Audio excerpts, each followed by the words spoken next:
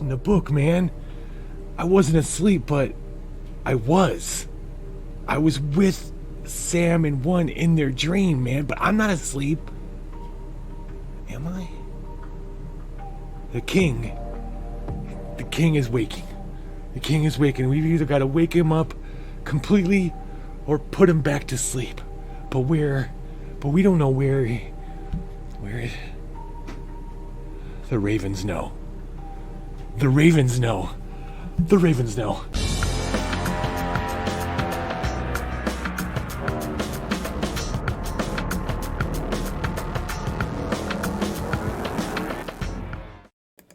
Hey everybody, it's the Liching Hour. I'm the Lich, and this is Tales from the Dungeon. We are playing, of course, Apocrypha Adventure Card Game. We are in episode 72. We are following Sam and a new saint called One through the Book of the Dreamers. Factory of Doom. Hey, Legionecris. What up, buddy? I'm going to turn on my desktop audio so we have some music to go. Yo. Okay, so last time I played, we left Sam and One and we played a dream game where they were dealing with shit while they were sleeping. And by shit, I mean this humongous dream maze that they got separated.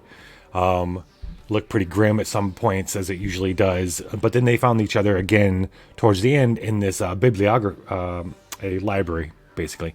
And they found a book that turned out to be really helpful. When they... Let me tell what you find in the book first before I go to the next part. So, the sleeping king, Nebuchadnezzar, the one who sleeps and dreams all of reality, has gotten to a non-REM state, basically. And this in-between period where he's not fully awake and he's not fully asleep is causing problems.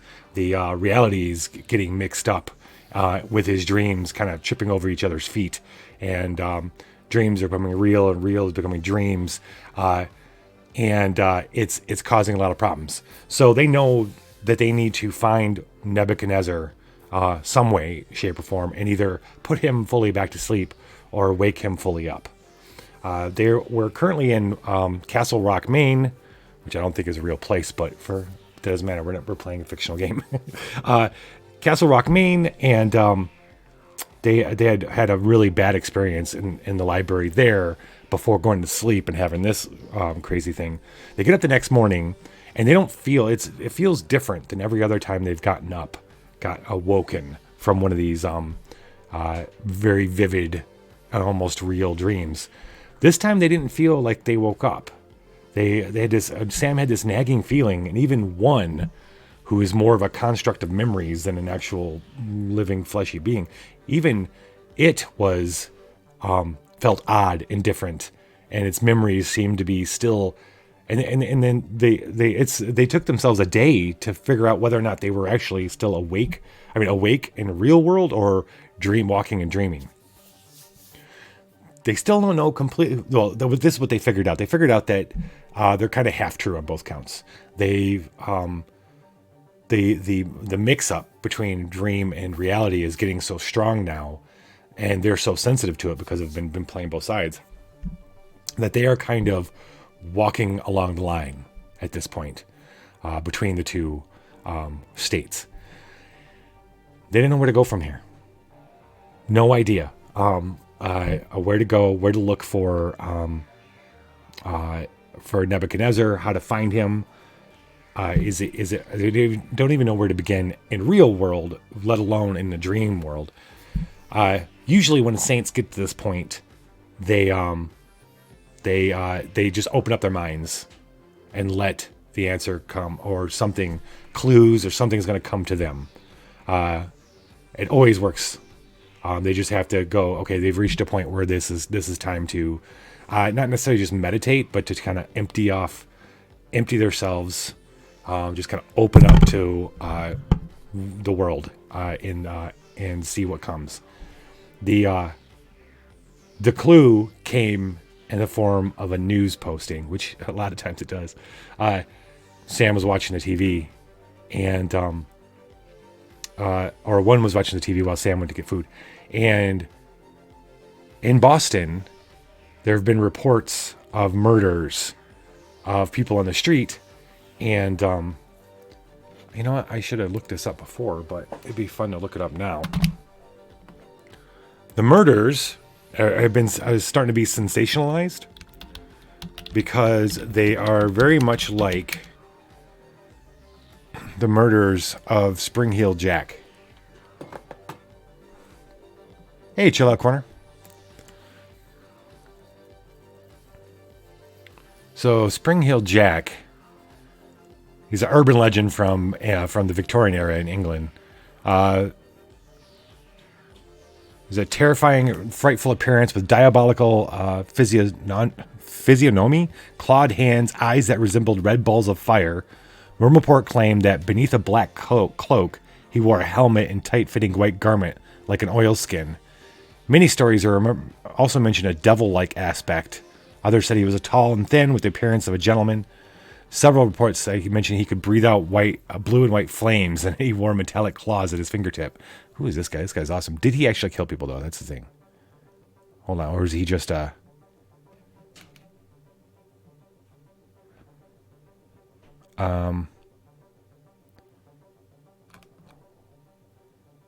Did he actually? Good old Mr. Jack.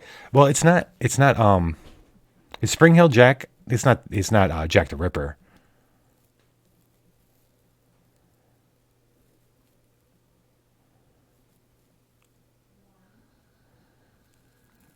So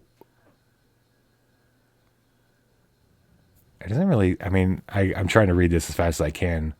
I'm having a hard time finding whether or not he actually killed people or he just like scared them.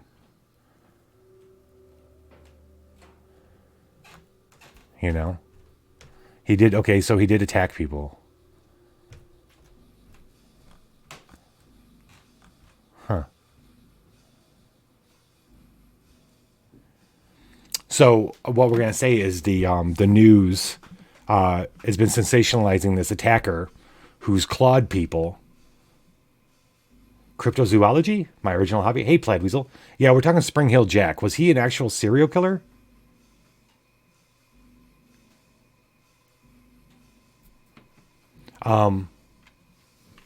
Role play outside of games?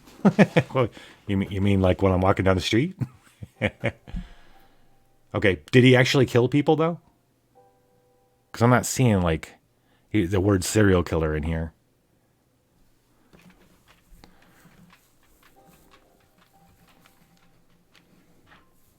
Okay.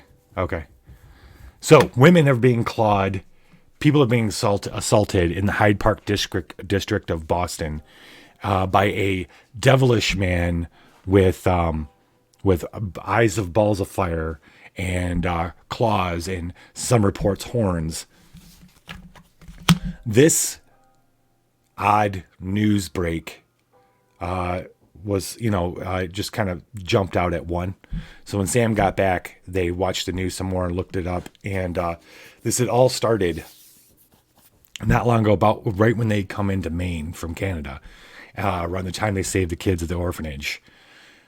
Right around the time they really started feeling this weirdness between the dream reality and regular reality. So with nothing else to go on, this is sometimes what they'll have to do. They got in their car and they drove to Boston to investigate this. A working girl alleges a corpse-like being tried to rip her clothes and kiss her, but then jumped away, hence Spring Heel Jack. Oh.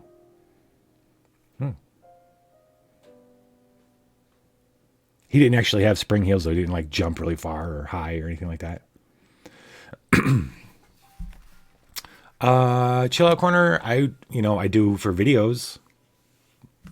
What specifically are you talking about? Are you talking about streaming and role playing like Norcalian does? He could jump over houses and high walls. Ooh, that's cool. So we join Sam and one, almost desperately trying to find out where the lair, the home, where they can find Nebuchadnezzar, the sleeping king, and stop the apocalypse he's going to cause by either not waking up or going back to deep sleep. And the only clue they've got right now is reports of a Spring-Heeled Jack imitator in Boston. They've head there now to the Hyde Park Factory district. That's where they're going to start. That's where one of the last reports was. That's where we're going to pick up and join them. Tonight's game scenario is it's actually pretty simple compared to the last one. The last one was the craziest one I've ever played. But this one's a lot more straightforward. I've got 2 locations. Once we finish those, it's a 2-stager. We got 2 locations. Once we finish those, we have a bonus location that I have to get through. Spring-Heeled Jack is hiding in, or the imitator is hiding in the Omen deck here. And I've got bystanders in the location deck that I'm going to try to save. All in all, I keep rereading it. It doesn't seem, it's going to be very difficult at all. We're going to start with Sam. Let's see, anything else I want to cover off? No. Sam's hand. We've got a Halligan Bar, Grey Melkin, a Friendly Geist, a couple tech sports.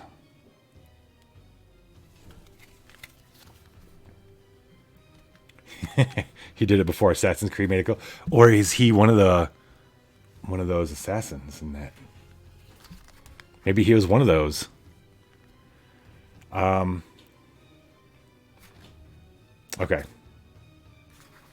Let's do this.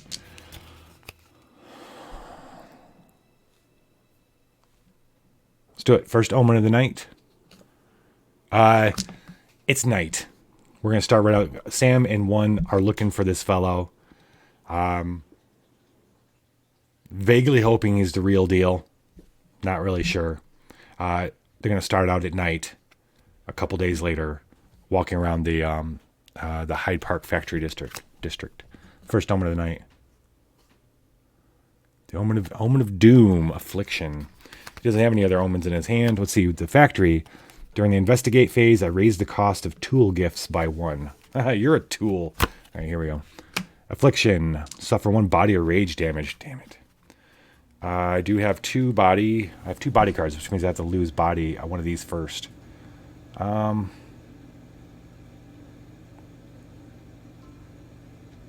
going to keep the Grey Melkin and suffer this damage by discarding it. And the first investigation of the turn. Ooh, Gallow Glasses. I've only seen these once. They let you see your death on the battlefield. Then you know you die on the battlefield. It's a mind gift. Evaluate when keeping dice. Discard, add +2 for each dice showing a 2.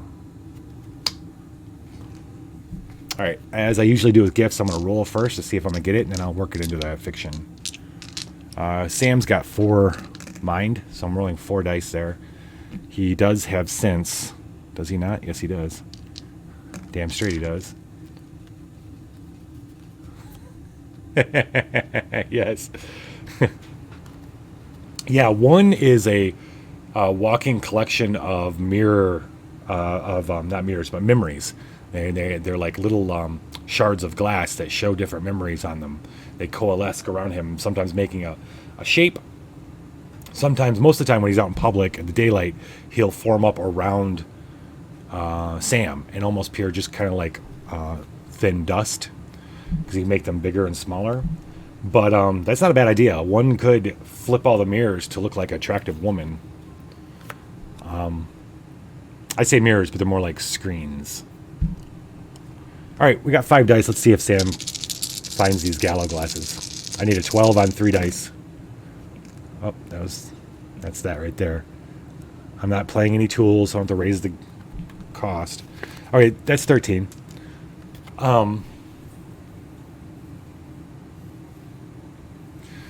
As they're walking by a bus stop, one of the only ones in the district, they see a figure slumped there. As he gets up close, he's afraid it looks like somebody's died there. When he gets up closer, he sees that it's actually a homeless person sleeping, and he can smell the whiskey coming off of him. But he notices his sunglasses. That was a big thing. It was reflecting streetlights off of him. And Sam looks closer at them and sees their inherent aura, if you will. Like they're a little special. And I've said this many times. I'll say it again. So saints go through their lives kind of at the whim and in part with their own will, but also at the whim of I best I say not so much fate, but like the fate that comes along with destiny, that comes along with coincidence. And when something jumps out at them, it's because it's meant for them. And that means they'll do things that many people think are stealing, but it's just because the universe has given it to them at that time to use. And these are definitely those. They're way more powerful in the right hands than in the hands of a wino. So Sam takes them, and then he leaves $10 in the guy's pocket. Okay, one mechanic that this book has that I haven't been taking enough advantage of is, but it's not in every mission, but in this mission it is. It's called time travel. What it means is usually when I get rid of cards out of here, like these Galagasses aren't going to go. They're going in my hand because I won the roll. But any other cards that go in the discard are usually gone. But now you build a discard pile out of this, and when it tells me to time travel, I put cards from my discard back on top of the deck. Time traveling is enabled. The Drunken Master. This man was not a drunken master. All right, so I replaced the card in my hand, so that's good. It's a mind gift, so that's cool. Do I want to use any? Do I have anything that use me? Let me investigate some more. I do not. 1, 2, 3, 4, 5. So all we found so far is a passed out person at the bus stop. It is one's turn. One who's looking like a attractive young nurse. They always seem to be nurses that were hurt. He's got an Omen of Doom, a Planisphere. I think I picked this up last time. It's pretty cool. Picks, Bowler's Brew, and extra razor blades. Omen of Doom horror show. Philippine Nexus Doom, investigate if evaluate versus a threat, trash the highest die. Okay, you can either play that one or this one, Illusion. And evaluate versus a conjure, sense, or study card, reroll 6s. I will play that one.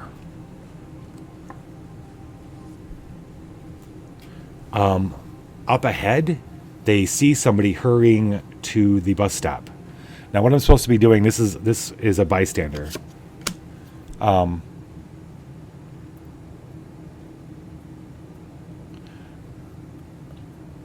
Time travel 1 at each nexus. So I don't have to fight them. I don't have to roll dice in this particular scenario. What's going to happen is they're going to hurry to the bus stop, and Sam and one look at each other and decide to wait for the bus too. Not too much longer, maybe 5-10 minutes later, the bus arrives. The bystander gets on the bus. I'm going to display it near the nexus, and we've made sure one bystander, well, actually it should be this one. One bystander is been safe. Now, my understanding of everything I'm reading in this is that now I can try to close this location. It seems really quick to me, but that's what it says. So I can bury. I have to seal it. I have to bury one tool. So okay, well that makes sense. I'm gonna bury. Bury means I can't play this card the rest of the game. I'm gonna bury the picks, which are a tool. So how this works out fictionally is that I'm supposed to do this. I'm supposed to look through. You display archetype. Go to Sanctify. If you seal your next, search it for archetypes. Display it next time. Okay.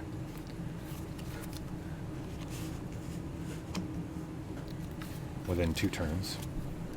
Still seems too easy.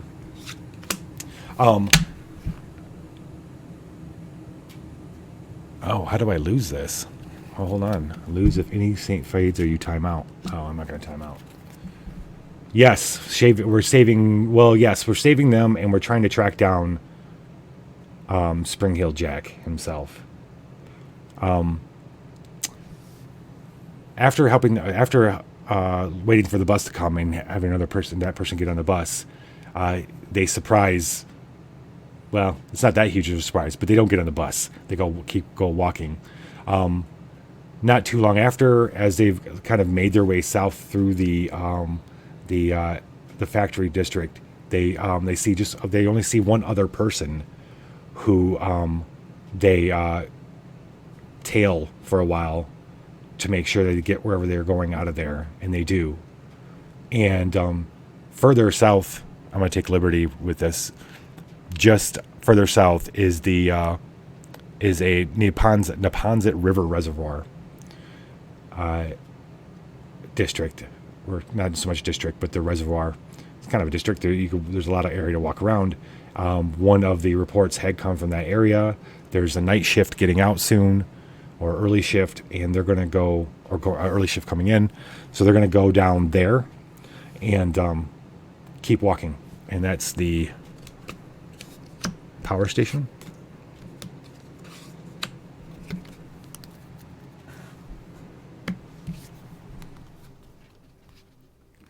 That was the end of one's turn. He's going to draw a card and pass the turn over to Sam. So now we're at the power station. The Nexus power doom is lose using mind or rage. Sacrifice one card.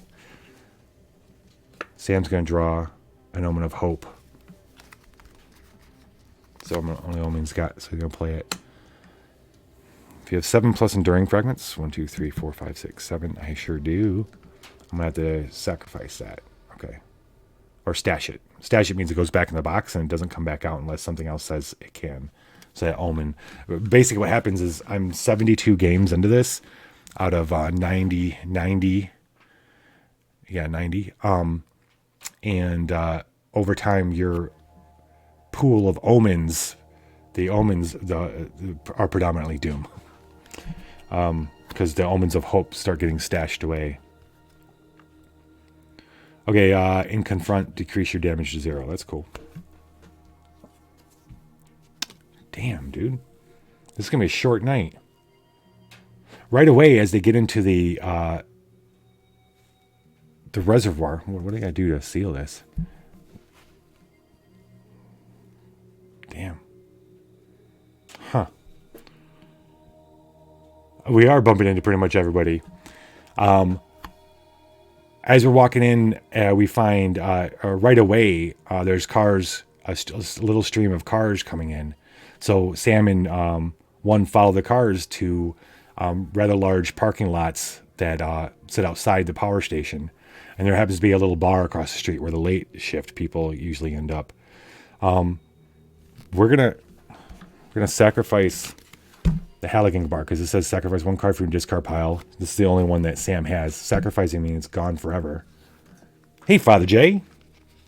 Hey, Father J. I'm still trying to figure out where this is gonna. I don't know where this is gonna bite me in the ass. We'll see. We'll see.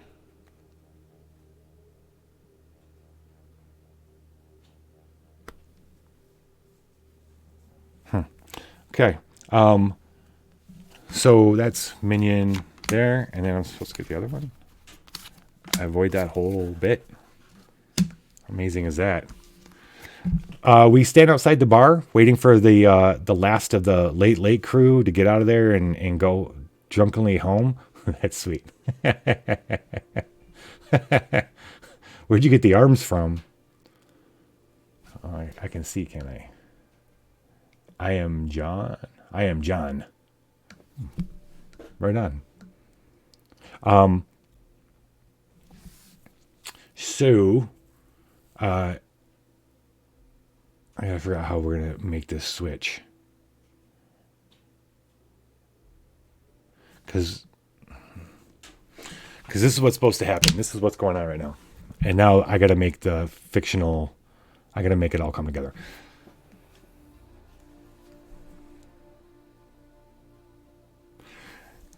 Sam and one watch one of the cars come in, like a big kind of truck. Guy gets out, goes to work. Obviously, he's going back into work. Hey, McTeddy. Sam breaks his halogen bar, or uses the halogen bar to get into the truck so they have somewhere warm to sit and watch everybody. And the truck's kind of sits pretty tall, so he's got a good layout of looking around. And okay, I can make this. Actually, this could be pretty easy. Actually, Sam starts falling asleep. It's been a rough few days. They didn't sleep much coming back down from Castle Rock, and after their big dream kind of hell they went through a night or two ago. They haven't been sleeping. He's caught like a little bit of sleep as he drove down from Castle Rock to Boston, and so he's sitting there in this parking lot late at night, watching four people make sure that see if they can't catch a glimpse of Spring Heel Jack or this imposter, and he starts to fall asleep. One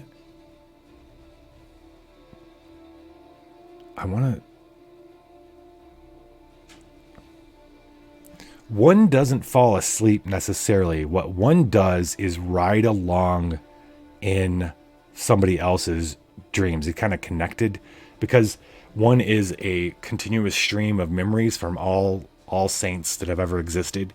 That's what kind of play across all his little screens that make him up.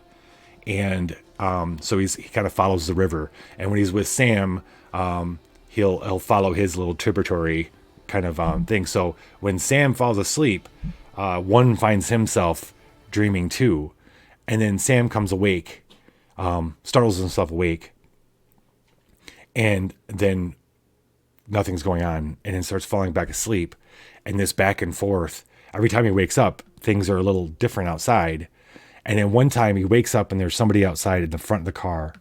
All he sees is a tall, dark shape with red eyes. He hears a laugh, and then he wakes up again. And this time there's no one out there. It looks all calm. And so he goes to open up the door of the truck to step outside. When he steps outside, this carriage almost hits him. A horse in carriage. He hears almost too late, he hears the huff of the horse and clop, clop, clop. And then someone's like, "Oi, what's wrong with you? Get out of the way." And guy's going by, and Sam looks down, and he's in a muddy street. And he looks around, the truck's gone. And he's somewhere completely different in time. He swirls around, there's one, and reflected in one is him in a more kind of Victorian type outfit. Absolutely right. That's a really good point, Plaid Weasel.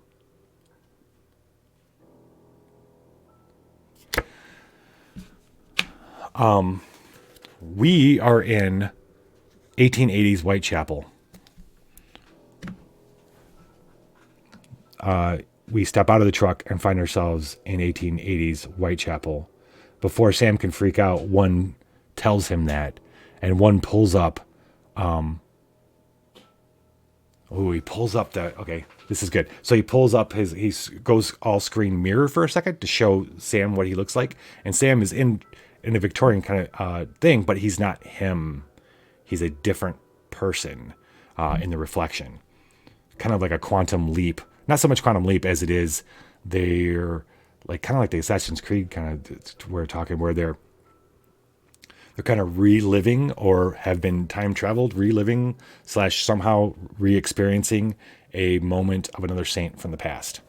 One is there too because one has just flowed down the river all the way with him back down the river to this time in history. So here, there's a lot more people out at this time of night than there was in Boston. And nowadays, carousers, generally drunk people, other people hurrying home from maybe late Sign Ripper. I'm the Rippers. All right. Okay. So it's not Sam's turn. It is one's turn. Now we need to find Spring Hill Jack. I still don't know how this. I don't know. All right. Anyway, Omen of Doom, Illusion. I'm gonna play that one again. And Fancy Chocolates.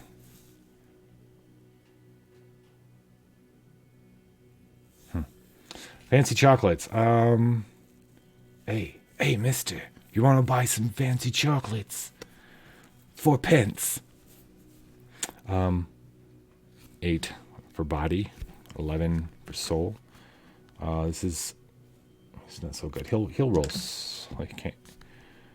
I don't want the fancy chocolates. So one is going to attempt to get these with soul, and he fails. That'll be the discard pile. We ignore the call of the child as we walk by, still trying to get a feel for where they are or when they are. Sam is just believing now that he's fully asleep and now dreaming of being in 1880s London. One, however, suspects that they are not asleep, but they don't really know, either one of them. 1, 2, 3, 4, 5. That's Sam's new turn. Look at all these omens of hope. Oh yeah, you know what? I said I had to get rid of that one. I remember to do that. Parallel. Oh wait. Hold up. Lose versus a gift. Bury one gift. Uh-oh. So I just lost versus a gift with one. Now I have to bury one of my. Maybe I shouldn't have did that. I'll bury the extra razor blades. Okay. Sam's turn. When you time travel any number of cards during this turn, you may reload one more or one fewer card. Okay. Yeah. I wonder if I lose if I go through this pile and I haven't found them yet, because there's 3 of them in the omens pile. Maybe that's what's supposed to happen. Maybe that's why I was supposed to either I could decide to close those other locations or keep playing.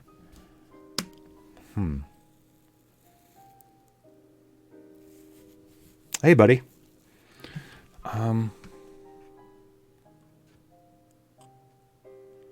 So most of the people are drunk, drunk carousing.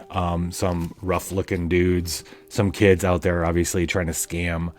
They do, as one and Sam are walking, they see a young lady walking by, getting bothered by the some of the rough people, but otherwise, just going about her way, totally looking like a target for him. So without being creepy and making sure they trail after her to make sure that she gets wherever she's going.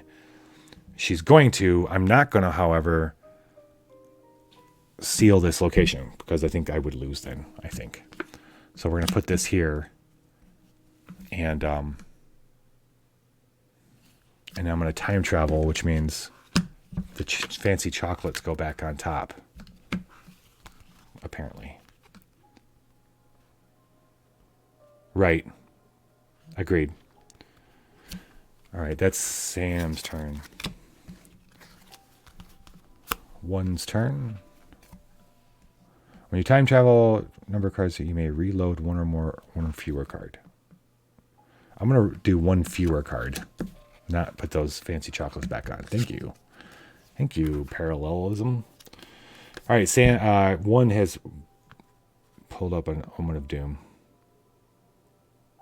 We will play that. Oh, this should have been in the losers gets recycled a gift, huh?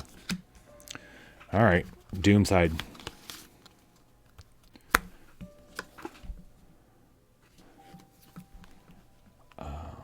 Therapy dog.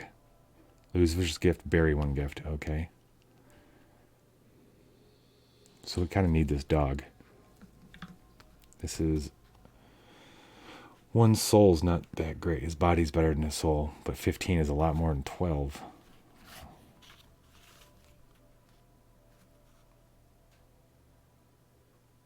I'll do that. Okay. Oh. I cannot play hacker. I remember I cannot play hack gifts because I'm back in time. When you win versus the master, win the mission for each displayed archetype. One saint draws one new soul gift. Okay. All right. So therapy dog. I'll roll for it first, and then we'll see if he gets it, and or if it steals something off of him. I was trying to figure out what else. I see charm. Does he have charm? He does have charm. Okay. We got 3 dice. We need 12 on 3 dice. I have a trick up my sleeve. Wow, that's I'm gonna recycle. I'm gonna use a dream snare. I'm gonna recycle this card and any number of cards. Since a whole lot, I'm gonna recycle 4 cards to make that an 8. Recycle means it goes in the bottom of my deck. Now I just need to get 8 on 3 dice. And there it is. One's walking by an alley as they had just watched the young lady go into her apartment or house or wherever, and he hears a whine, and he looks down and there's a small hungry street dog, and one motions for Sam, and Sam gives him a little package of crappy road crackers they've got. Oh.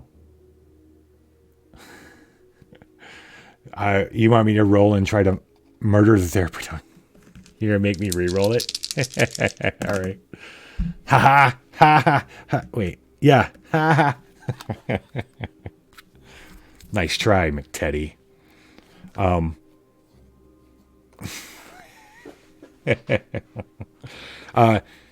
it's got a road cracker and 7, 8. All I needed was 8. The odds are against you guys. Hey, if you guys don't know dude, I got better at this. Shit. Holy crap. I didn't realize it's so loud. Y'all need to check out McTeddy. He's an awesome streamer. I gotta get better at shouting people out in my streams. I'm just always so happy people show up. McTeddy's an awesome dude. Okay. Yeah, so anyway, so one feeds them the crackers, and now we have a new friend.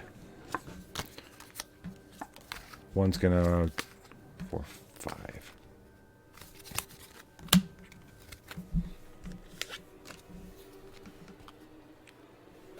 That was really loud there too.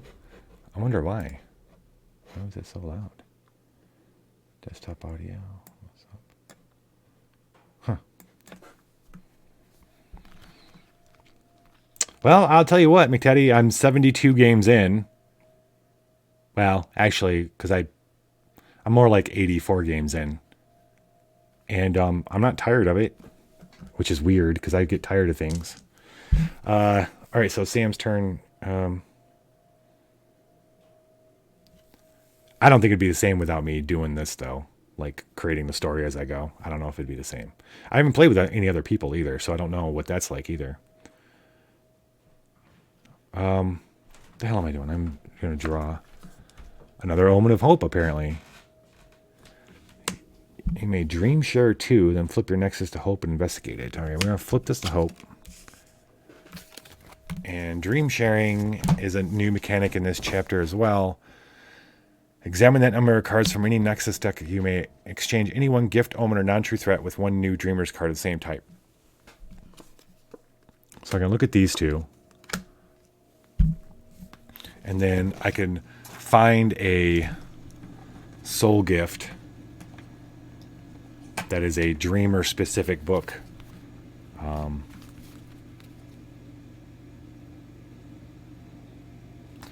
I'm going to trade that for Nihilistic Impulse. That's a good card. It's a soul gift as well. And put this Welcome back. to the dungeon. We got fun and games. Who is it? Who's joined? Warclaws. Hey, Warclaws. Welcome, buddy. Yeah. Yes. Yeah, I know, McTeddy. I know. Oh, hey, didn't you play, what'd you play just recently that I was actually interested in? It wasn't Die Hard. You maybe did that over Christmas, but,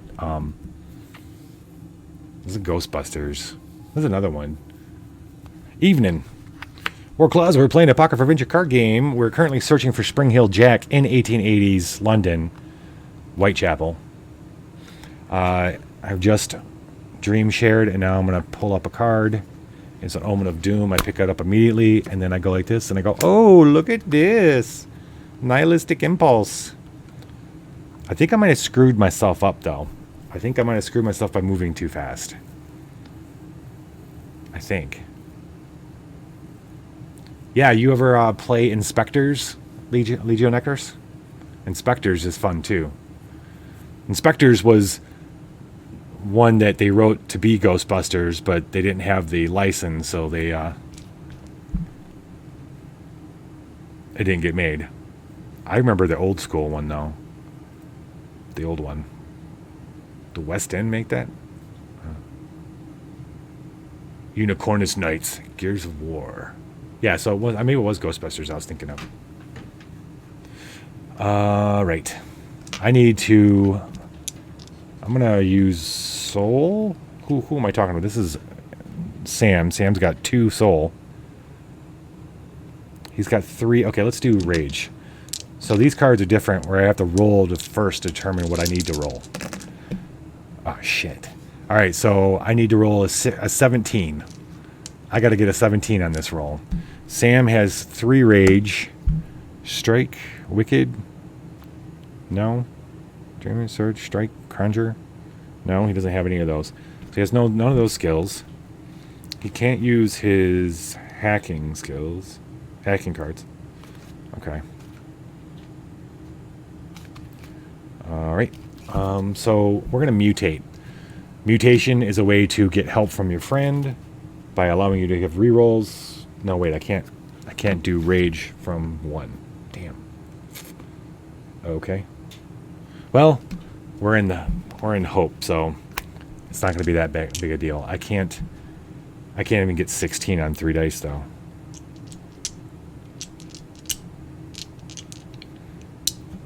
I don't care. Really? We're gonna roll it. All right, I did not get 16, as I thought. If I lose versus a gift, recycle the gift. That's okay. So I lost versus this gift, but it's allowing me to recycle it, so I get it anyway. It goes what a cheat. It goes under my deck. And I'm running low on cards. I may have screwed myself. 1, 2, 3, 4, 5, 6. I'm not gonna be investigating. I need to find him in the Omen deck. All right, we're passing the turn over to 1. Give me a reroll. I can't get 16 on 3. Oh wait, yes I can. What am I thinking? Duh. I was thinking 15 for some reason. Okay, of course I can get 18. So, but that's not it. Thank you. Yes. All right, here it is.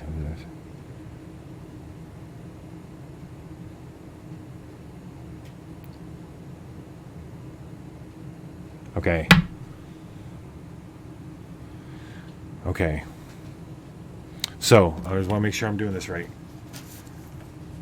This will be the shortest one ever.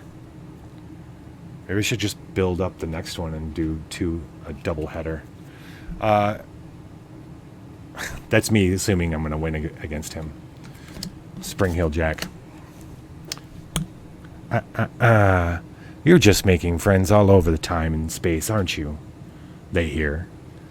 As one stands up, and the dog whines and goes behind him. You've been looking for me, haven't you?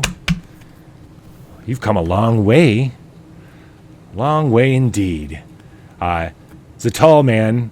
You can tell he's got like steampunk kind of glasses with flames in them, and Sam's looking at it. You can tell that the flames are actually maybe a video screen or something playing. A little loop in there. It's not his actual eyes. His boots were made for walking. His boots are make little as he comes out from behind.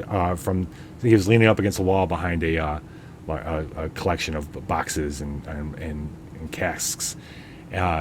And he walks out, and you hear him. He's got a long, audacious cape. Something only somebody who's in like drama would wear on a play. Let's see. What was I looking for? I'm looking for. I'm playing this right. Okay. When you win versus the master, win the mission for each. Okay. This is the master. And he's got a 15 mind and a 15 rage. We're going to have to outsmart him, because that's our strong suit. And is that one? It's one. It was one's turn.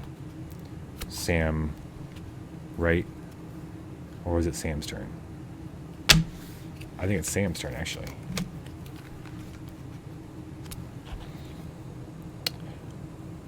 You've come a long way, haven't you? Yes. Yes, we have. He's just a rat in a cage, despite all his rage. Or give me a second. There's something very important that needs to happen here to progress the story. Not just catching Spring Hill Jack.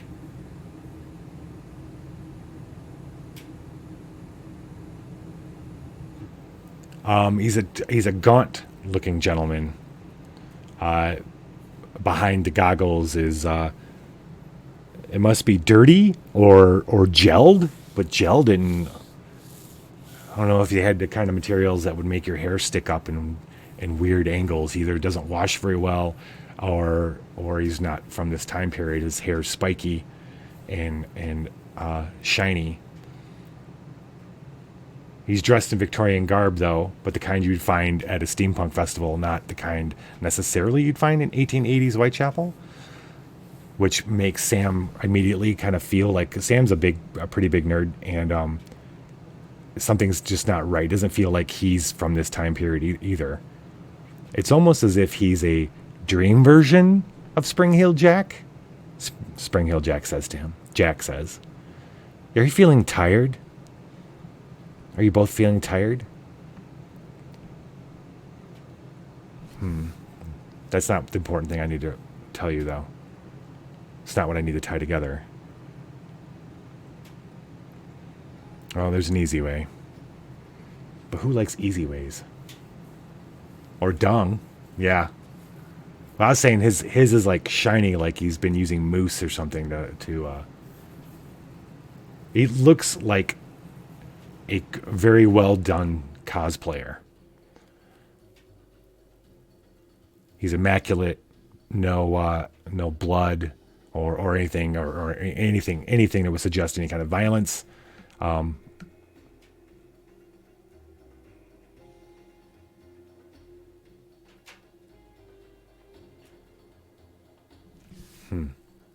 Okay.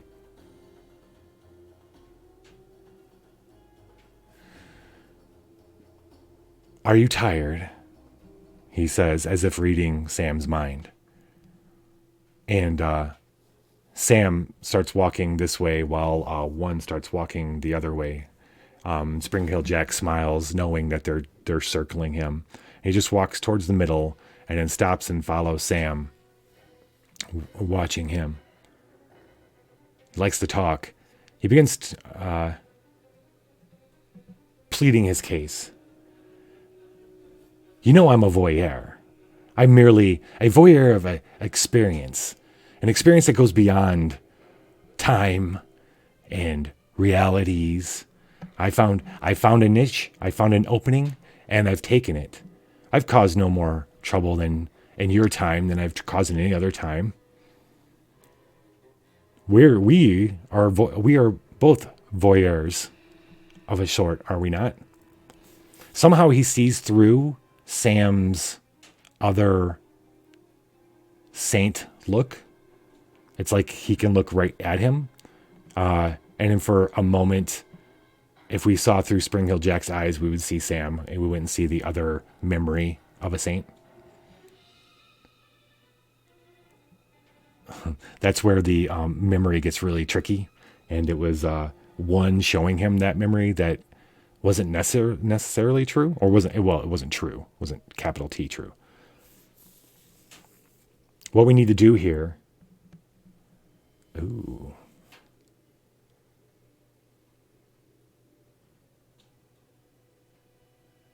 Because see, I'm a voyeur as well. But what everyone has been taking as assault on innocent folk, and he says innocent with a smirk, is really, maybe you should search your memories. And that's when he turns and looks at one, and one puts up his little mirrors, and suddenly Sam looks like Sam, and Spring Hill Jack puts up his goggles, and the memory that one had shown him was the Spring Hill Jack that's standing in front of him. That's why he could see Sam in his real kind of thing. I love that twist. That's a fucking great twist. So Spring Hill Jack is a saint as well. Spring Hill Jack's been killing, not killing, but he's been hunting and taking care of supernatural threats. His antics, maybe a little flashier than any other saints in the past, had gotten him attention, and made him somewhat of an urban legend. But what he had actually been doing all those times was doing what a saint would do, which is hunting down and taking care of supernatural problems, people, things, creatures, and such.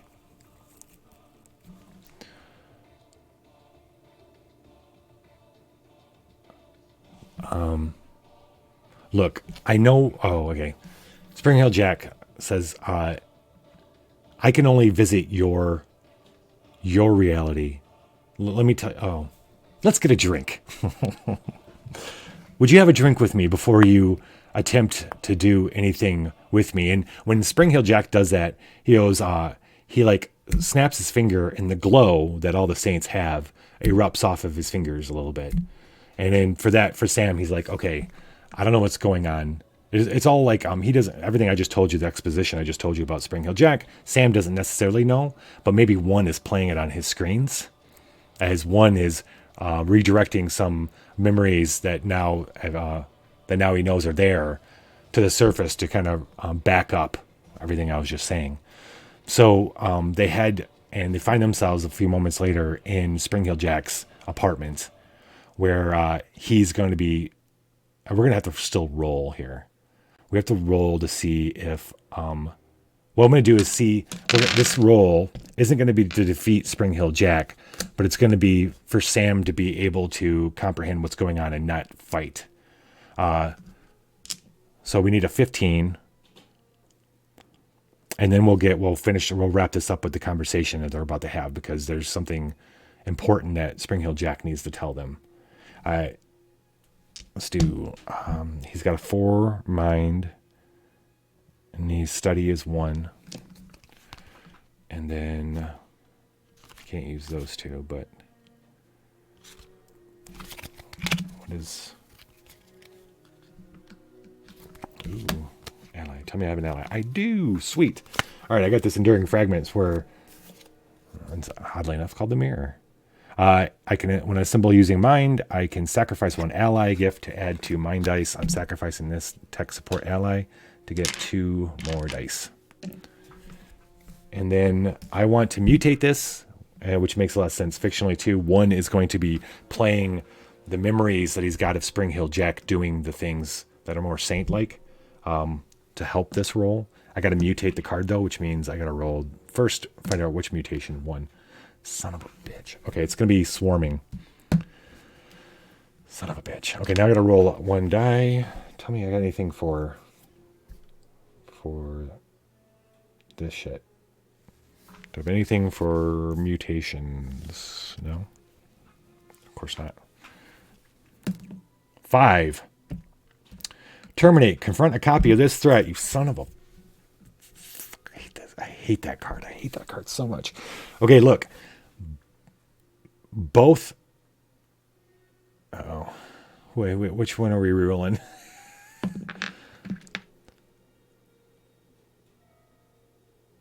Okay, I'm rolling.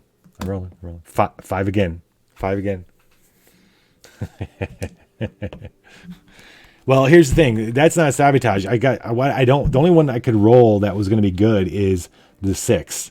Everything else sucks because we have to fight him twice. Okay, I'll keep re-rolling. 5. Both of us have to confront him. Both one and... Okay, this is what this is. This is interesting. This is one and Sam believing Spring Hill Jack that he is a saint. It's a reverse thing. Oh, you mean these dice? Oh, no. No, I haven't rolled yet. I was just rolling for the mutation. One more 5. So now I'm gonna roll. Okay, so I mutated the card. Unfortunately, that means both Sam and 1 are gonna have to roll, defeat the card. First, we'll do Sam. He's got 4 mind, 3 of this. He's gonna be able to reroll 4 of them because of the mutation.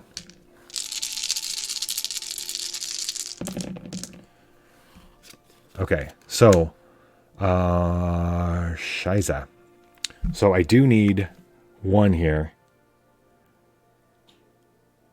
I need to get a 1 somehow. I have it. Evaluate when Q dice, discard, add +2 for each die showing a 2. Oh, there we go. All right. Remember these? We just picked them up in the factory district. The wino was the first thing we found. The wino was wearing them. Sam is processing what Spring Hill Jack's telling him, how he's actually saying he's one of us, and his hands in his pocket and he feels the glasses. He takes them out and puts them on, and okay, so evaluate when keeping dice, discard, add +2 for each die showing a 2. So oh wait, I might not be reading that right though. What that might mean is I have to keep the 2s. I don't want to keep the 2s. That might not be right. Like the way this reads, not too clear. I'm keeping dice. I'm keeping these 5s. The 2 5s and a 4. I wanted to add 2 for each die showing a 2, but these aren't being kept. So, oh.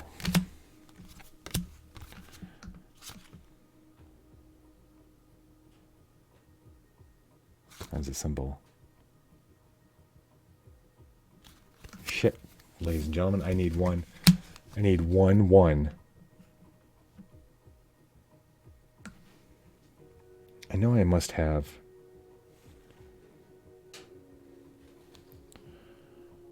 Oh, here we go. The contraptions. Perfect.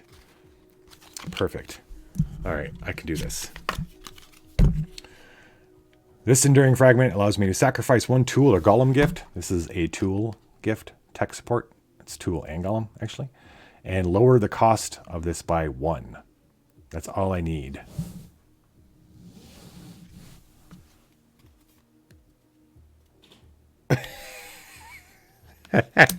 Somebody found a loophole. Look at that. That's an interesting loophole there. What am I doing? I am okay, so since I'm sacrificing this card, I'm gonna rewind. Sam doesn't take the glasses out. Instead, Sam is a wealth of he's a hacker. He's a black hat hacker. He's very, very super nerdy. He's a wealth of information. He searches his own internal database in his brain for everything he's ever read about Spring Hill Jack. And as he's going through it in his mind, everything's clicking into place. Like he's done some really crazy. Sam has done some really crazy shit in the process of being himself a saint. The kind of shit that if someone would saw that and then told other people that there's probably urban legends about him and any of the other saints everywhere they've ever been. So everything kind of checks out. There's no reason why Spring Hill Jack could not be a saint as well. So we've got Sam.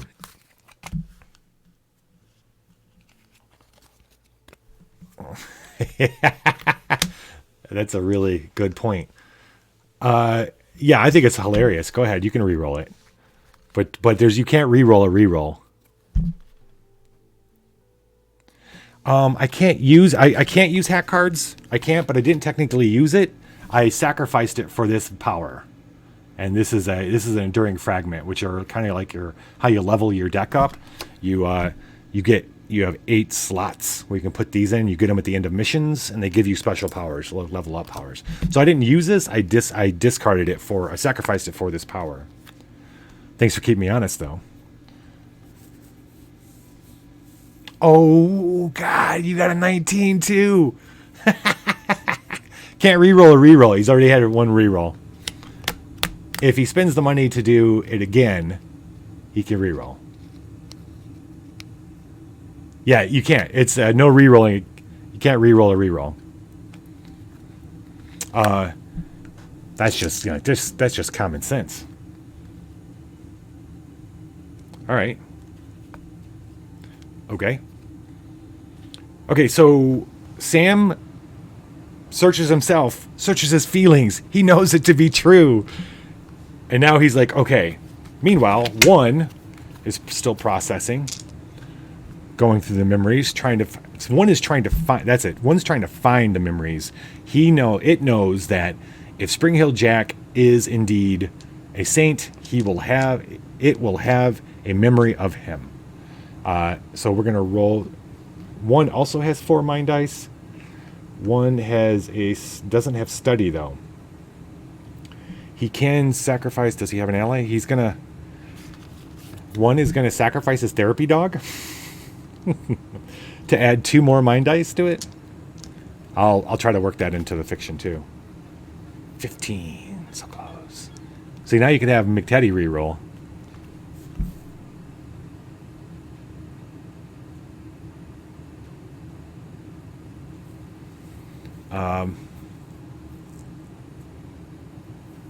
Yeah, we're gonna eat the dog at him.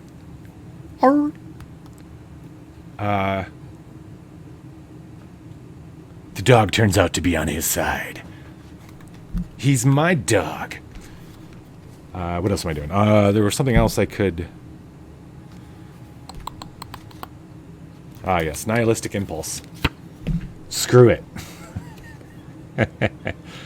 That's exactly what this should say. Instead of believing nihilism is everything, is a belief in something, and thus not nihilistic enough.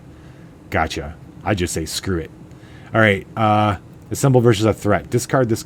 Wait, hold on. Better idea. Oh, wait a minute. No. I'm going to blow this away. Nihilistic impulse. I can discard this gift and any number of cards. For each discard card, including this one, add 1 soul die. Soul die. I'm going to discard 3 cards. Add 3 soul. And then this planisphere, a symbol versus a true threat. Discard, add 2 mind dice. If skilled in study, which I'm not, I will add 2 more white dice. That's a discard? Yeah. I got a shit ton of dice to roll. And we should mutate. We're going to roll to see what mutation. 10? No. 9, the very last one. The mutation is hypnotic. Going to roll the die to see which one it is. 3. Shit. Downgrade all dice. Son of a bitch. All right.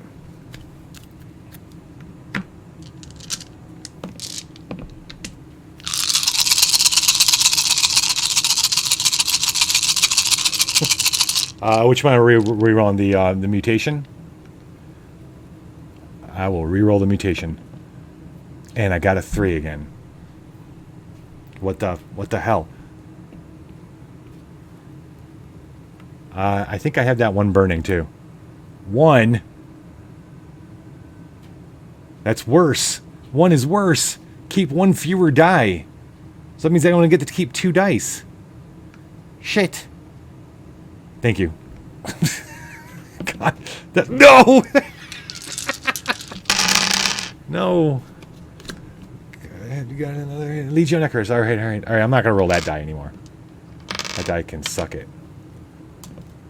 All right, we're back to 3. We're keeping 3. Downgrade all dice.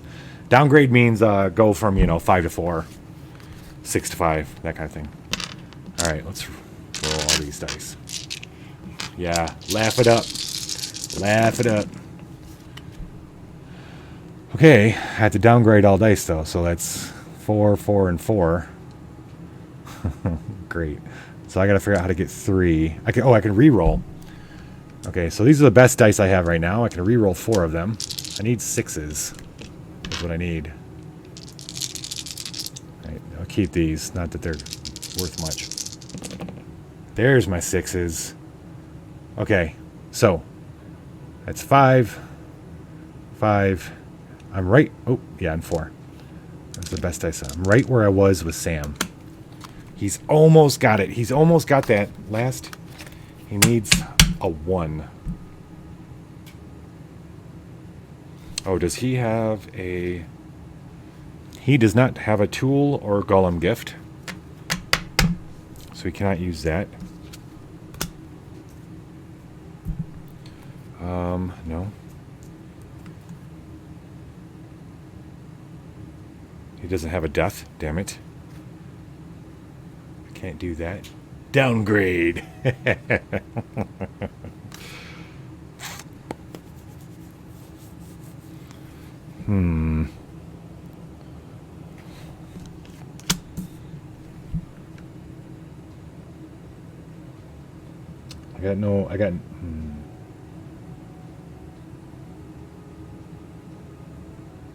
That's it.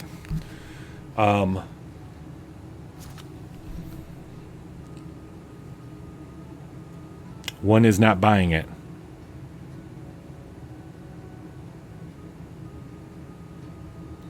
I think this is gonna. He missed the clip.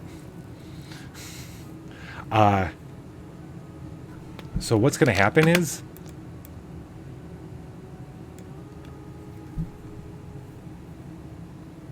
one's not gonna find. So this is gonna change. So I missed it by 1.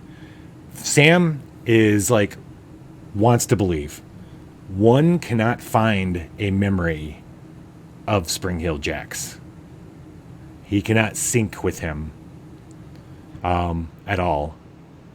Thereby meaning that he's not actually what he says he is, a saint. They're at his... Did I say we went to his apartment? No, we were before that. We're not there yet.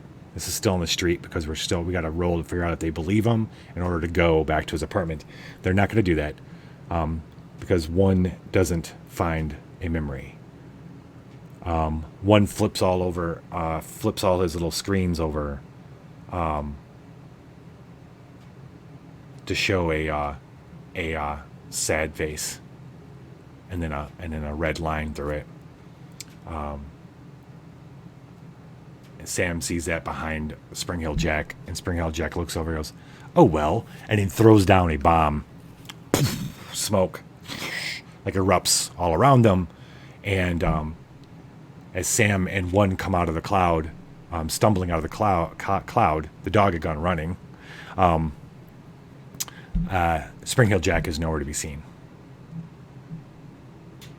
We have to roll 1 die, then time travel that number of cards and sacrifice 1 displayed archetype. Okay. I gotta roll a die. It's 4.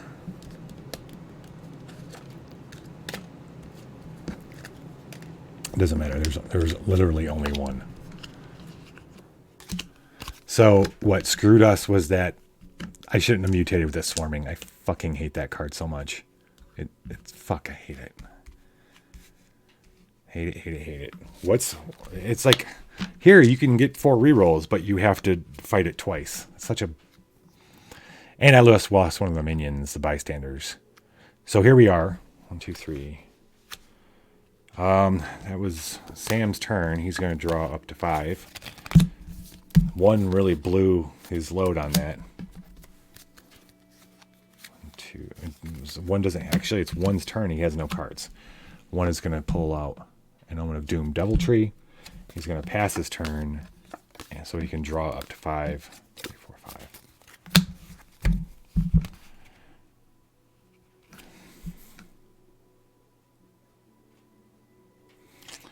Okay, it is Sam's turn. Hope, huh? All right. This has got to get stashed too. Oh, look at that. Hey, mister, you want some fancy chocolates? If I lose this versus the gift, I recycle the gift. So I don't really have to try that hard with this. He's got 2 body. Try to roll 8. Oh, I did. Okay. Fancy chocolates go in my hand. This kid comes out of nowhere. You want some chocolates, sir? They're actually like, looks like nasty beetles and stuff.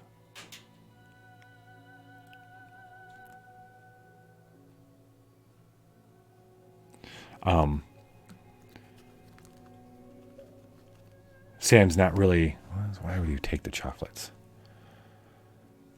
Sam looks at the kid. The kid looks like he hasn't eaten in a million years, so he doesn't have anything to give him now. He doesn't have money, London money, Whitechapel 1880 money.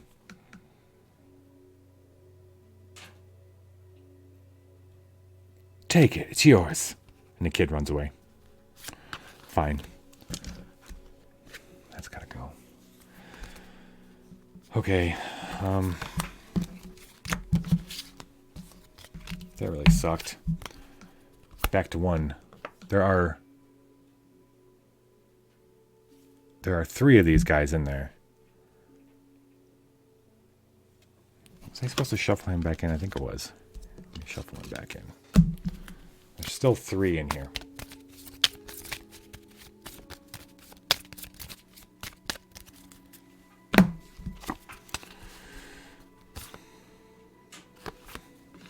Pain.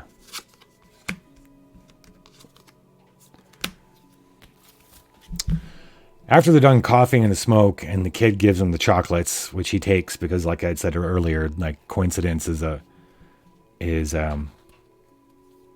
tent pole of the sane existence.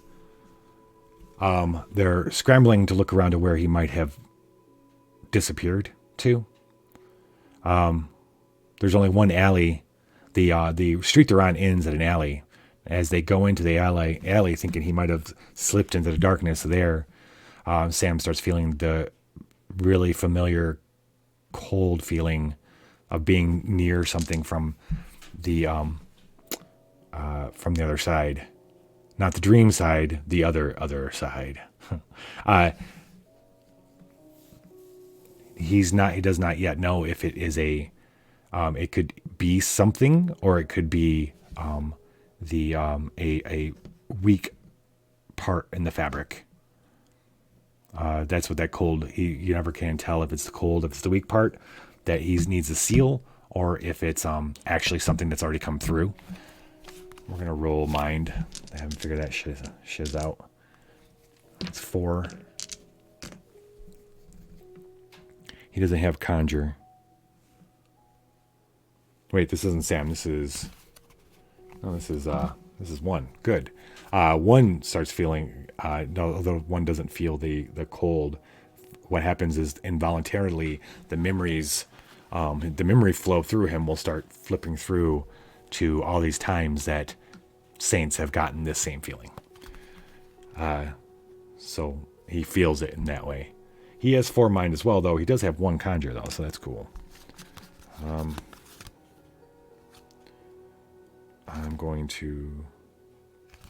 just going to roll this. I need 15. I'm not going to mutate. Okay.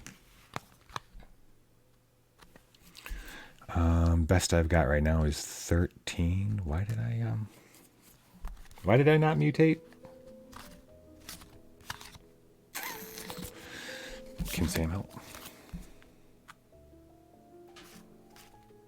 So evaluate when charming, sacrifice. No. Evaluate when charming.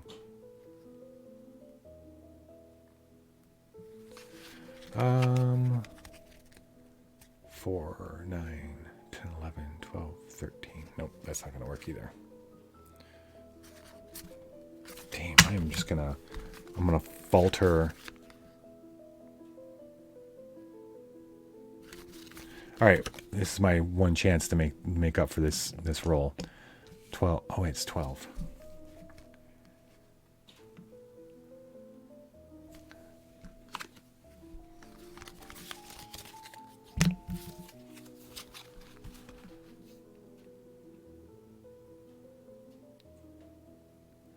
Okay. We're going to do two things. I had a 2 there. I'm going to keep the 2 instead of the 3. This is going to be some luck. Then Sam's going to use his gallows glasses to see if he can't see where the break is. If it's a break or the creature. Add +2 for each toe, showing a 2. So now that is 13. I need 2. Then 1 is going to use... He's going to look for the patterns. The patterns of energy around to see if he can locate the same. Evaluate versus a threat. Discard. Roll 1 die. If the result is odd, decrease the target by 1. If it's even, 2. So this all comes down to 50-50 chance whether or not I can get an even number. And I rolled a fucking 4. Booyah. All right. Just barely when Sam puts on the glasses and one kind of goes, they both turn at the same time and look, and like right next to them is a tear, and in through the tear of the they see all these eyes like approaching. One hurriedly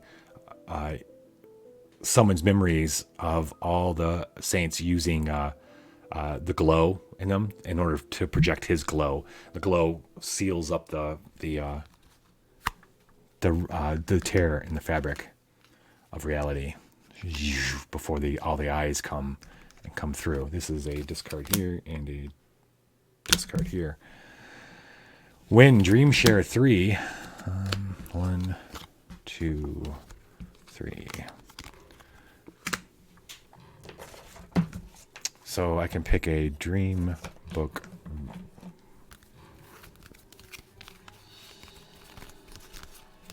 Rage gift.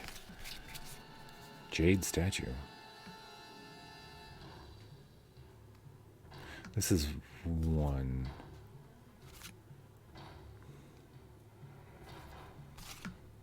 Sword cane. Yes.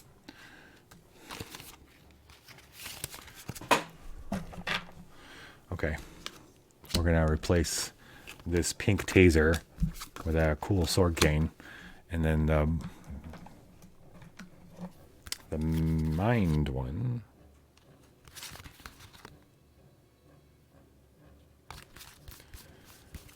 No, this is body, that's not mind.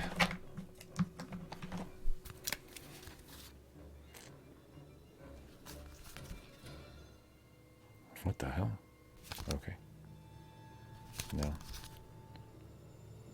No.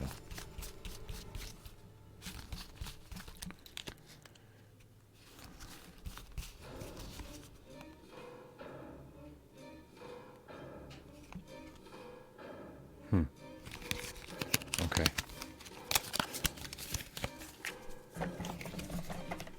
I'll put a card called Illusion in there. Okay.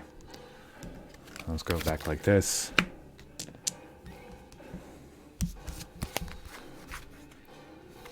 So that sucks because I have like important things I need to figure out. I have a very important plot point that we have to figure out. Okay, what happened here? I defeated that. It's Sam's end of Sam's turn, and now it is 1's turn. Omen of Doom. I'm gonna skip my turn and recycle these 3 cards because they all suck. 1, 2, 3. Now it's Sam's turn. Come on. All right. Evaluate trash the highest mine die. Oh, look at that. A sword cane. I think Sam would look dashing with that. Sam's got to either roll 12 on 3 or 14 on 2. We're going to go with the rage. And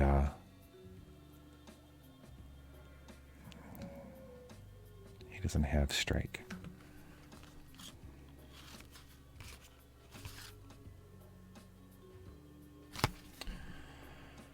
Huh.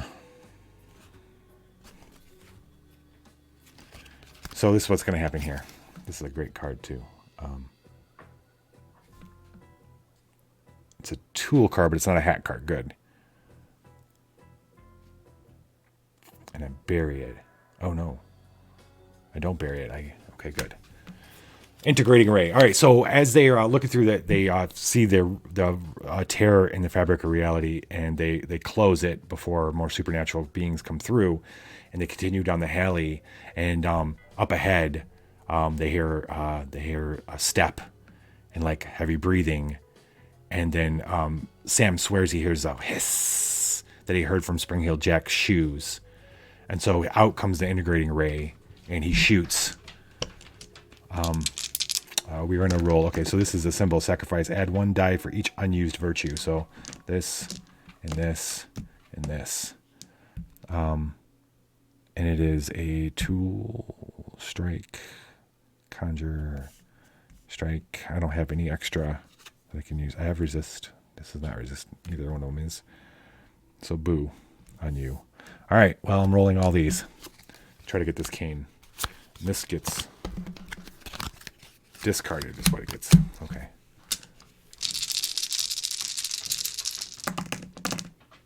Where were you? Where were you? Where have you been?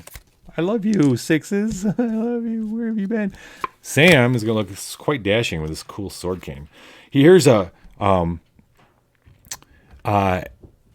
just as he's powering up the integrating array, it just takes like a couple seconds.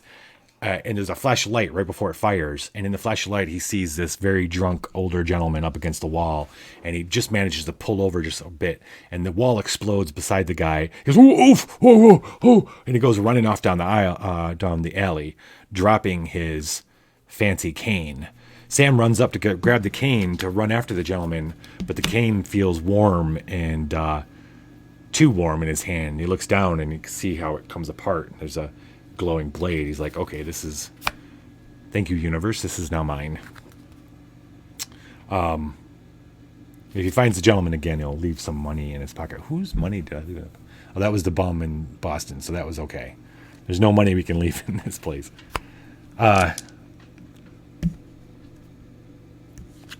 Okay. All right. That's it for him. 1, 2, 3, 4, 5. Okay. Now it is one's turn. Master. Damn. We gotta find him, man. Gotta find him.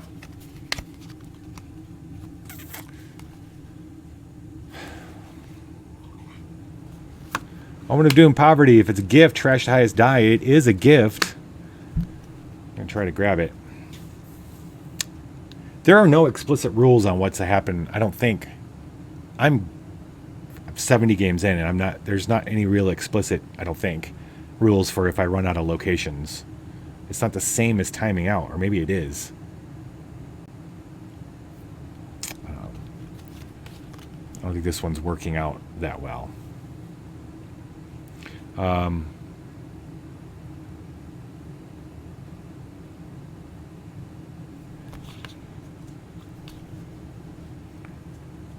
I gotta bury a gift if I don't get this one.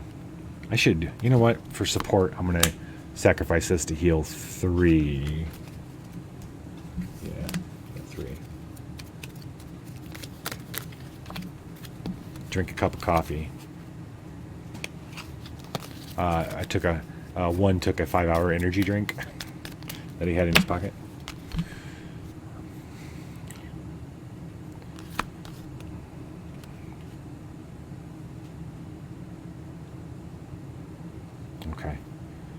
All right, he's going to roll a mind.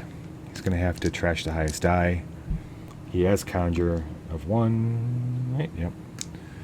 Or actually has Sense too, so I'd rather use that. All right, and then I'm going to recycle the Dream Snare and these 3 other cards for 4 to make that an 11. You get 11 on 3. Well, look at the 6s. What the hell, man? I gotta get rid of the highest one, but I still got 18. Hell yeah, I'll take it. I guess I don't lose. I just oh, he's gonna take that and he's gonna draw up to 5. 1, 2, 3, 4, 5. And then so that was illusion. You can use it to avoid, and if you're skilled in Conjure, you may reload the threat. He's skilled in Conjure. I don't know why I'd want to do that. Oh, I do know why I'd want to.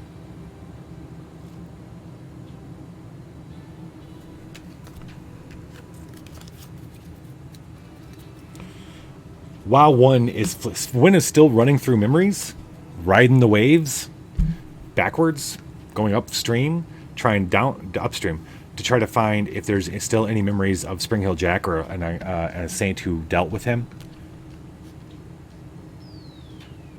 Oh shit! Here we go. Here we go.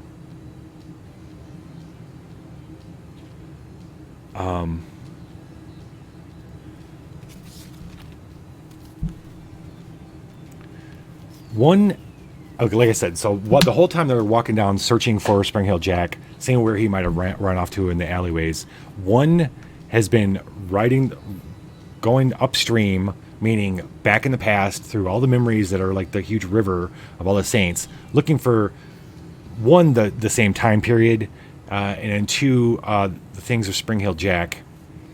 Everything from before, like I'd said, he was running memories of Spring Hill Jack before, but that was before we rolled the dice and everything and figured that whole situation out. So that whole thing happened the way it ended up, where both of them were trying to figure out if Spring Hill Jack was telling the truth. Sam wanted to believe him. One couldn't find any memories as of yet. Spring Hill Jack escaped. One still has not found any memories, but he's gotten into the right time period.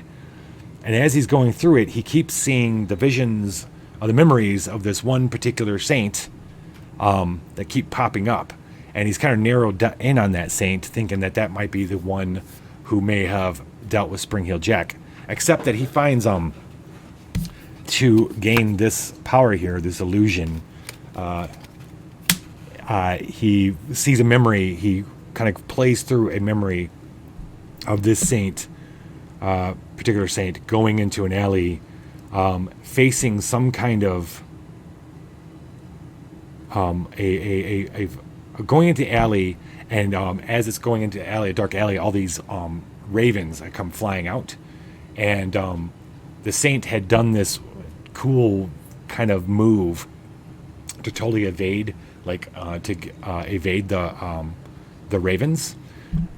It almost felt like magic, and that's a little trick that one picked up with the illusion. Studying that memory, you can do it pretty quick. It's like a computer. But he keeps seeing the memory of this, and we're gonna come back to that guy because I got an idea. All right, so that was one. Now it's Spring Hill Jack time. I'm gonna hold on to the cards. I'm not gonna draw any more cards of this deck, not yet. I'm gonna go through my deck. We're gonna see which one of these guys is gonna pull up. Oh. And anyway, I'm collecting Omens of Hope, so I will take it. Man, I will take it. Here we go. Perfect. Okay. And this was Sam, right? Yes. Righto.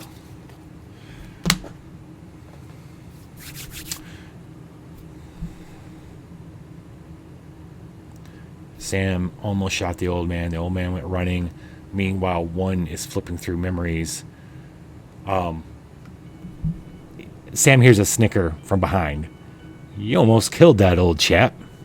You're a little rusty, aren't you? You haven't quite figured out what or who I am, have you? Sam whirls around, and in the vague light of the alley, he can see Spring Hill Jack. The vague light makes the fire in his steampunk glasses even brighter. He's almost like two floating orbs walking slowly around them.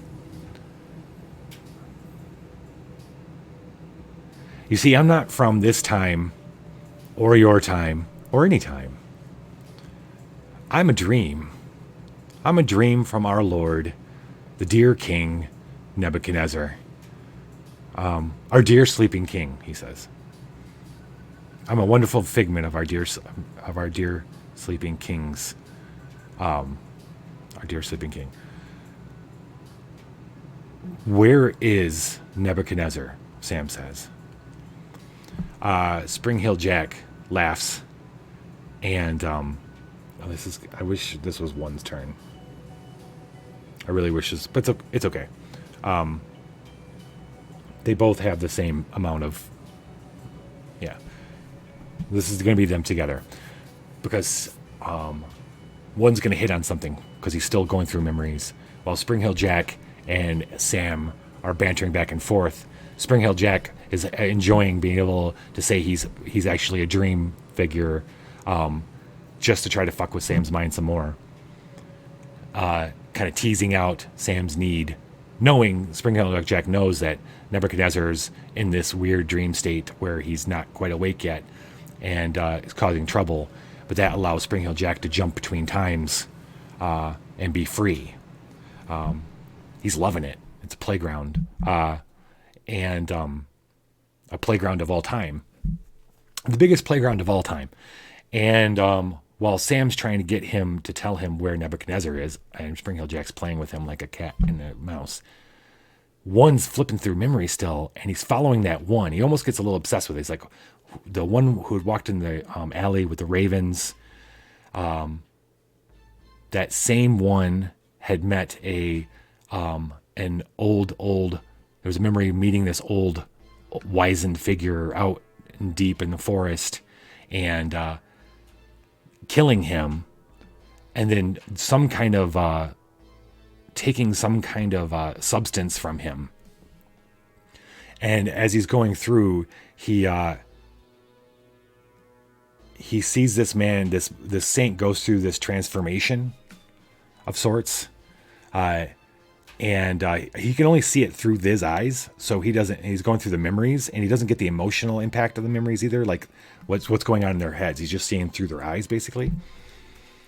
And he sees this man even physically changing, going dark, his hands becoming claw-like, him resorting to hunting the supernatural in the shadows.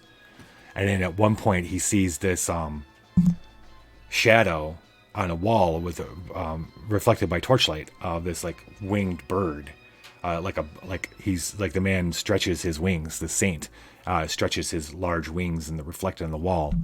And how do we get him here? Okay, finally, in his end of days, this saint, a book is written, and inscribed in the book is how to resummon him. He'd figured out some way to go to be entombed of some sort, living in the dream, surviving in the dream. He'd figured out how to survive in the dream state to go on. And as one realizes this and sees it and sees what he had left behind in order just because of pure ego, somebody be able to summon him to real world. I didn't really, actually, no, he just knows his name.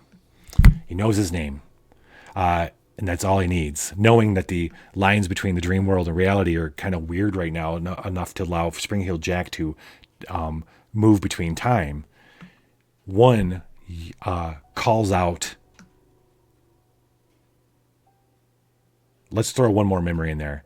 He did have a memory. He finally finds a memory of Spring Hill Jack and his this other saint's hands are around his neck, and he's screaming.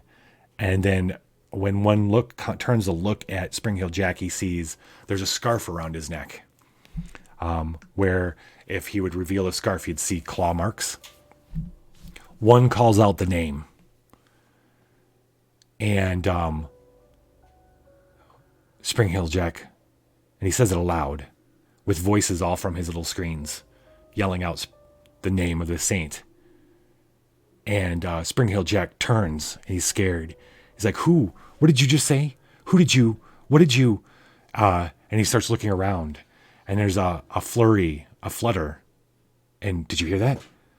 You bastard, you summoned him.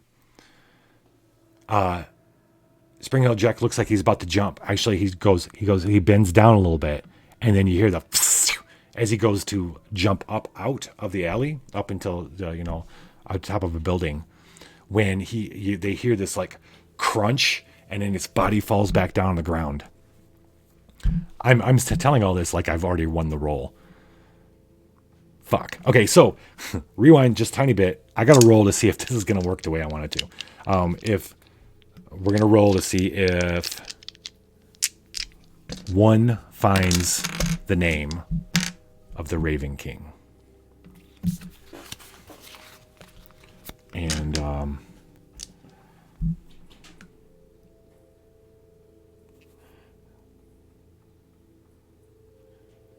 he's got 4 dice. This is going to be one's roll.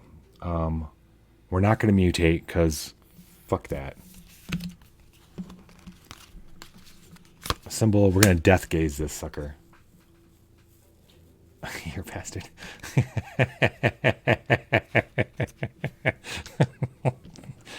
A symbol versus a threat or ally gift. A symbol versus a threat or ally gift. Let's see if my history is right here. Let me just see here. All right, so a symbol versus a threat or ally gift, discard, add 3 mind dice, then suffer 2 mind damage, or if you're skilled in conjure, 1 mind damage. So I'm going to take a mind damage, fine. Take a point of damage. That's going to add 3 mind dice, so I get 3 white dice. 1, 2, 3. And then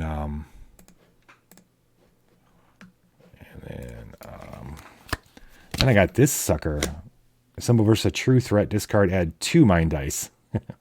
So I get a total of 4. I can't get any more than that. So I got 8 dice. I got 8 dice. And I need to make... Where'd you go, buddy? Uh-oh. Where'd Spring Hill Jack go? I'm staring at him the whole time. Oh, right here. I need a 15 on 3 dice.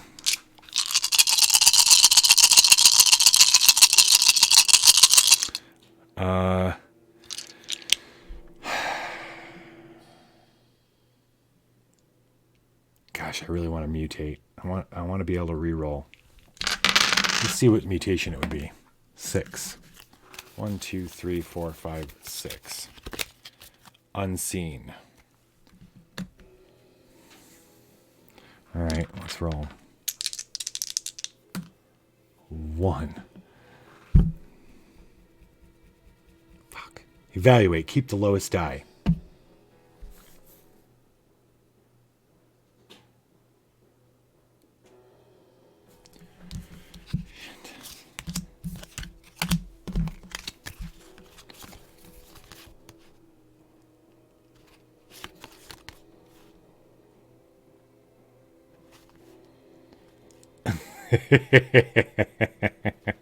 Oh, what happened?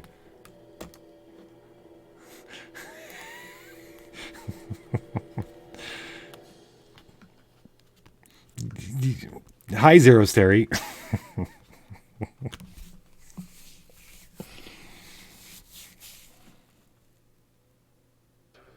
Okay. All right. I'm rolling 8 dice. I get to re-roll 4 of them. I have to keep the lowest die. Yeah, sure, you're gonna help me out. Sure you will. All right. You're just setting me up. 2. I re-roll the highest die. So I got to re-roll the highest die. That's not nearly as bad as keep the lowest die. All right, here we go. Okay, so you gotta make me re-roll it.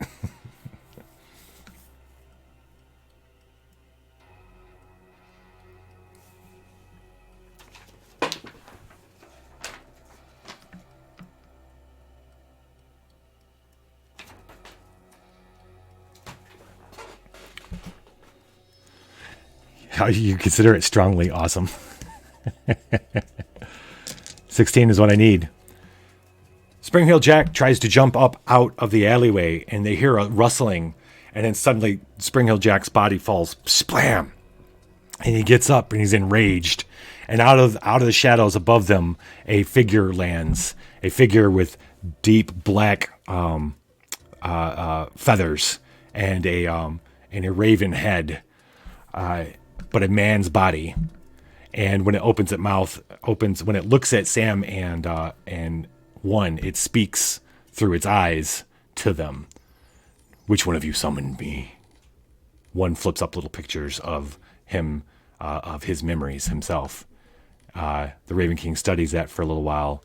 And then as Spring Hill Jack tries to get up, the Raven King slams his hand down on him and grabs him by his neck. He squeals. Thank you for the quarry. How can I repay you? He says to one. Sam speaks up. We need to find Nebuchadnezzar.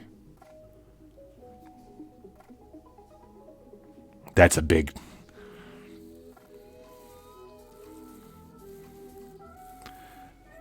bargain. He replies to the Raven King replies to Sam. What can we do?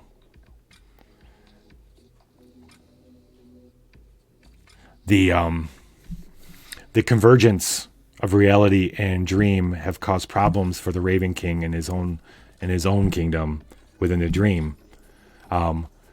Ne'er-do-wells like Spring Hill Jack have been invading and doing things and messing up the Northern natural order, his order of things in his little corner of the dream world. I have a job for you. I have something you can do in return.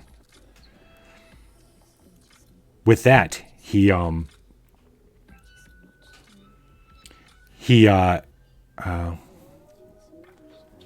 suddenly Sam and one find themselves with raven wings. Sam looks, he finds himself, and Raven King says, "Follow me." And he takes off into the sky. As he takes off in the sky, a hole opens up in a kind of reality hole as he flies up into the dream world, into his kingdom. And one and Sam for a moment or pause and then figure out how to use their wings and fly up behind him, following him. So we're going to end it here. So this ties in perfectly with the next scenario is called More Than One Way. And I'm cheating for one thing. I'm cheating because I'm supposed to not play this next scenario unless I know the Raven's secret. But that involves solving this huge puzzle, I think, that he's gotten the whole game. So for you, I will cheat. And instead, the Raven's secret is the Raven King. And the Raven King, they're going to take care of this. They're going to play out this scenario, taking care of the bagman for the Raven King. And then he will take them to the dream garden where the great King Nebuchadnezzar is sleeping. That'll be the final scenario we do in this book. So I got 2 more scenarios in the Book of Dreamers with Sam and one. Okay, hold on. Sons of bitches. Wait, so we're re-rolling? Okay. Like I just wrapped it up, man. All right, hold on. There. See, my 6s are coming back, man. They're coming back.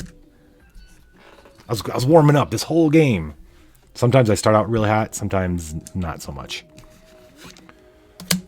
Spring Hill Jack was an old quarry of the Raven King. The Raven King himself being a saint, not the Raven King of legend, and recreating himself as the Raven King, and then nestling himself in the dream world in order to live forever.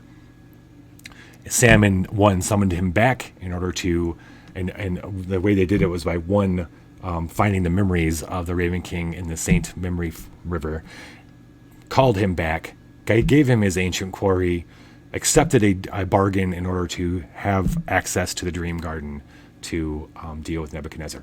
That was the connection I needed to make, and I'm pretty happy with it. We have fragments to pass out. I'm gonna do 1, 2, and then this one. Well, I rerolled. All right, so every mission has its own special enduring fragment that you can slot. This one's called the Examination. Professor Watkins teaches agnotology in a little room with a view of the fishery. The final exam is on the table in front of you. One sentence. Convince me that you don't exist. You clear your throat, thinking about the terrible things you saw last night. It's only then that you realize that you aren't wearing any clothes. Lose versus a gift or a non-true threat. Sacrifice one mind gift. Reload the card into their nexus. Okay. I will give that to 1 since he has open slots. And then Sam doesn't have any empty slots. They're all taken up by enduring fragments, but they suck, man. These are fleeting fragments, which can be used one time only. I'm going to read the Venture Cannibal. You made him the same deal you made the rest of them. You let him go if he gives you $2. Just 2, he queried. Just 2, you said, to the power of however many digits he decided to keep. You sat back and let him realize you weren't talking about numbers. The man pled for mercy. You shook your head, letting him know that there was no way out, and his eyes widened in terror. As you consumed his flesh, the warmth left your body and was replaced by the cold, dark power of the Wendigo. Ooh. Where's Pie Gods when I need him? You have chosen a side.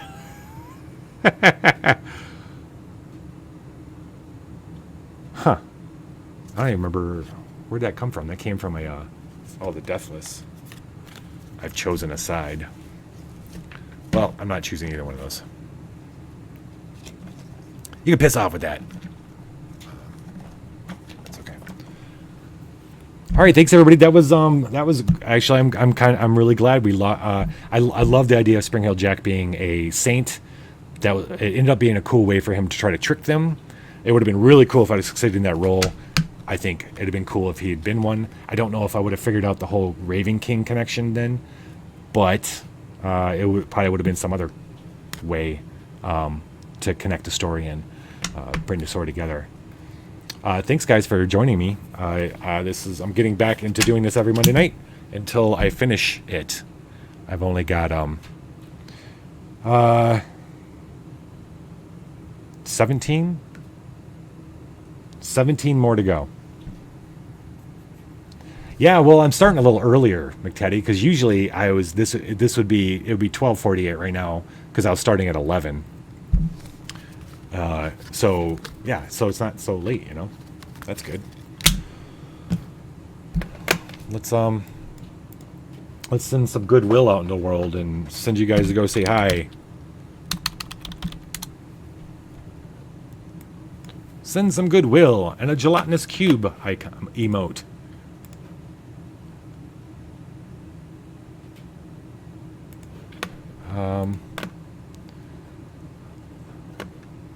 What the hell is that? Okay. Who do you want to say hi to? Let's just say hi real quick to somebody. Oh, you know what? TT2KB is playing board games. Alright. And my turn. No. That's cool. Who's playing with him? Right on. Let's go say hi to them.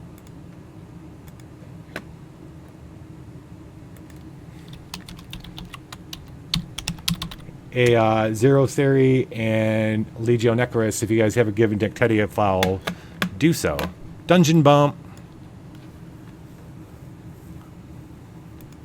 You won't be Disappointed. Okay.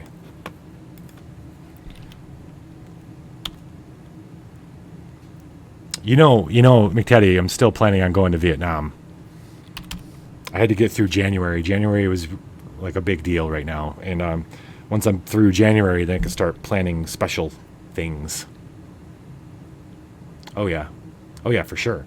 I started reading it. I haven't got all the way through it, but I haven't been able. I've been dealing with premieres of different shows and season finales and all that shit this month. So, I mean, I just got to a point where I could get back to doing this show.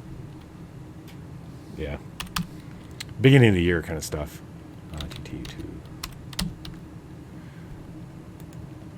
And I think I got the right people to play with us too. All right, everybody, you guys are awesome. Thank you so much for showing up. We're gonna go check. We're gonna go say hi to the boys at TT2KB. They're playing Exploding Kittens right now on Tabletop Sim. Feeble the Dungeon.